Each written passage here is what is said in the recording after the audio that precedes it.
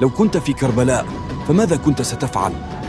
لو عاد الزمان بك إلى أرض كربلاء، لو وقفت على الرمضاء وسمعت صوت الحسين عليه السلام ينادي بحرقة: هل من ناصر ينصرنا؟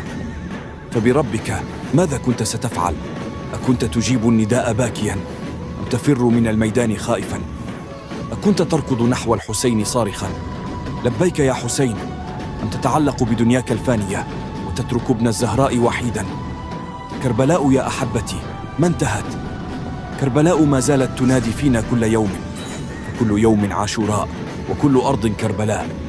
ما أكثر المظلومين في زمننا وما أقل الحسينيين. إن الحسين عليه السلام لا يريد دمعاً على خدودنا فقط، بل يريد موقفاً، يريد وقوفاً كالوقوف الزينبي الصابر الثابت. يريدك أن تكون صوته حين سكت الحق، يريدك أن تكون ناصراً له حين يبعث كل إنسان مع من أحبه. فاختر، أمع الحسين تكون أم مع الذين خذلوه؟